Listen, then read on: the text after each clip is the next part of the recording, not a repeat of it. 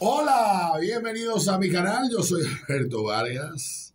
Hoy es viernes, termina el mes de junio. Estamos a 30 de junio.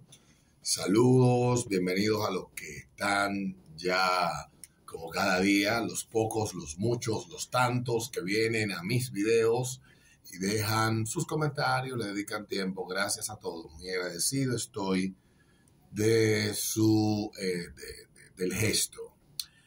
Ayer, la Suprema Corte de Justicia emitió un veredicto en un caso que tenía tiempo discutiéndose en Estados Unidos, que son las llamadas acciones afirmativas que aparecen por allá por la década de los 70 en Estados Unidos, y es donde las universidades, en el momento de aplicación para ocupar puestos, Estados Unidos tiene de forma muy particular en cada estado eh, formas, están más o menos estandarizadas, pero dependiendo del estado y la universidad, si es pública o una universidad privada, etcétera, que reciba fondos públicos, en Estados Unidos aplicar a una universidad es un proceso engorroso.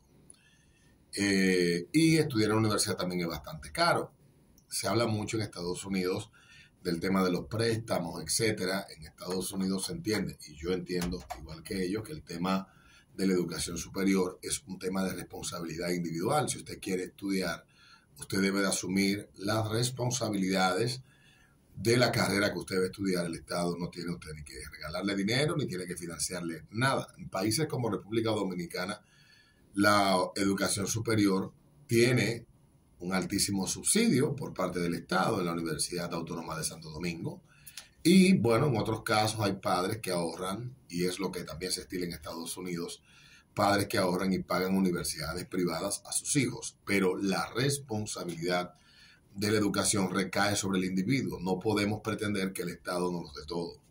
Entonces, como la universidad, llegar a ella, ocupar un puesto en una carrera en la universidad, primero es costoso, o en algunos casos muy complicado, pues aplicar a una universidad, y peor aún si es una beca, es bastante burocrático. Hay mucha burocracia detrás de todo esto. ¿Y qué sucede? Que a partir de los 70, con esta fiebre de la recién aprobada ley, tenía ya casi una década la ley de los derechos civiles aprobada en Estados Unidos, aparecen las famosas acciones afirmativas que tenían que ver con una serie de cuestiones que se tomaban en cuenta, más allá de si tú tenías los méritos para ocupar, también dentro de esos méritos tomar en cuenta la raza. Y esto se fue distorsionando con el tiempo y empezó a afectar a ciertos grupos dentro de Estados Unidos, como los judíos, como los asiáticos, sobre todo los chinos, los asiáticos que de origen chino, japonés, que estadísticamente, y ahí están los datos, son personas que vienen de familias que tienen mucho más éxito económico, que los núcleos familiares son mucho más estables y que son individuos que han tenido en promedio unas vidas mucho más seguras que los latinos o los negros en Estados Unidos, que son los dos grupos que encabezan la lista de mayor índice de pobreza en Estados Unidos, y también donde la mayor cantidad de madres que crían hijos solos se encuentran. 7 de cada 10 niños afroamericanos crecen sin padre, y en la inmensa mayoría las mujeres afroamericanas tienen 2 y 3 y 4 hijos de padres diferentes. Y todo eso pues crea un efecto complicado al momento de tú tener que interactuar con la sociedad. También los barrios donde crecen estos muchachos son distritos escolares que por lo general manejan pocos recursos, que la educación es precaria y que ellos pues entienden algunos están en desventaja y hay que darle, entienden algunos, hay que ponérsela fácil. Pero esto es violatorio, entendió así la Suprema, de la 14ª enmienda de la Constitución de Estados Unidos y de la misma Ley de Derechos Civiles que yo acabo de mencionar. Y esto, pues, provocó que durante muchos años, importantes universidades como Harvard o universidades de estados como California, etcétera, pues le negaran el acceso a personas que tenían todo el mérito para estar, porque se le está dando el espacio a una gente que porque tiene una historia infantil o que el racismo, que su raza incidió para no poder y toda esa mierda que ha estado vigente durante las últimas décadas en Estados Unidos, pues había un grupo de estudiantes que se había opuesto a esto y habían demandado, y esta sentencia llegó a la Suprema, y en la Suprema se tomó la decisión que correspondía. Esto es un caso interesante porque en Estados Unidos hay como una especie de obsesión, pero no es obsesión con la raza, no se confundan, no vayan a pensar que están obsesionados. No, no, no, para nada. Lo que hay es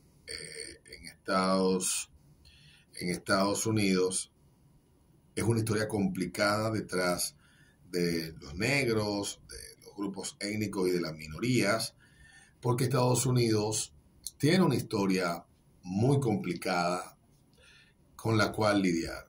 Estados Unidos, para abolir la esclavitud, hubo que ir a una guerra civil. Una guerra civil que duró varios años, que dejó cientos de miles de muertos y que provocó que, pues, como consecuencia de todo eso, el presidente con quien inició esta batalla, pues terminara muerto a manos de un extremista. El republicano Abraham Lincoln, que indiscutiblemente fue pieza clave para terminar con esto, pero luego en los estados del sur, donde hubo mayor resistencia a esto, aparecieron un montón de leyes que también le daban estatus de ciudadanos de tercera categoría a los negros y cualquiera que fuera considerado que no era blanco. Y esa historia de supremacismo blanco que tomó un siglo luchar, que costó la vida de mucha gente, es una cuestión que todavía mantiene dividida a la sociedad americana. Algunos sienten vergüenza de esa historia. Otros tal vez ni siquiera conocen lo suficiente la historia como para que le importe. Y una parte de la comunidad negra, pues, instrumentalizada para ser utilizada políticamente. Hay de todo. Y bueno, en el tema de las acciones afirmativas, pues se da algo como esto. ¿Qué pasó ayer? Bueno, yo soy de los que piensa, y siempre, desde que este debate comenzó hace ya muchos años, estuve claro que no debe de tomarse en cuenta ninguna otra razón para una persona entrar u ocupar una posición dentro de una universidad que no sean sus méritos. Y no hay ningún mérito en decir que es porque soy pobre, o porque soy negro, o porque me falta una pata, o porque soy pájaro, o porque soy lesbiana, etcétera. Debo yo, sin el mérito suficiente, ocupar un espacio que pudiera muy bien ocupar lo otro. Esas locuras están poniendo loco al mundo. La interseccionalidad y los identitarismos, sobre todo estos salidos de Estados Unidos, tienen patas para arriba el mundo. Y ciertamente que Estados Unidos, que en la Suprema Corte de Estados Unidos empieza a resolver algunas cosas que estaban mal y que deben de desaparecer, porque una sociedad que se fija en tu raza o en tu origen para determinar si te da o no una oportunidad no es una sociedad justa, y nunca puede llegar a serlo. Debemos aspirar a sociedades donde sean nuestros méritos, nuestro carácter, nuestra capacidad de entrega, lo que pueda determinar si nosotros merecemos o no ocupar un espacio, sea en una universidad, en una empresa o donde sea. El mundo no está llamado a ser diverso en la proporción en que las sociedades están compuestas. Eso es falso. Las sociedades tienen que ser lo que son de la manera más justa posible, dándole a cada quien la oportunidad que se merece y que se ha ganado, que tiene mérito para recibir. No basado en el hecho de si me acuesto con alguien de mi mismo sexo o si yo tengo la melanina más oscura que otros en la piel. No puede ser ese el razonamiento. Y ese razonamiento justiciero que se ve noble, al final es más racista que aquel que por prejuicio e ignorancia entiende tal vez que los demás por su color no merecen tal o cual cosa, o por tal o cual razón no merecen ciertas oportunidades. Y lo que hemos leído de que los negros ahora no serán capaces de poder llegar a la universidad y toda esa mierda que suena a discurso noble, pero que no lo es, que subestima, que limita, que atrofia, que divide la sociedad, eso está desapareciendo. Ya finalmente termino con el artículo de Douglas Murray que publica hoy en el New York Post. Y dice Douglas que las acciones afirmativas fueron una injusticia para las personas de todas las razas.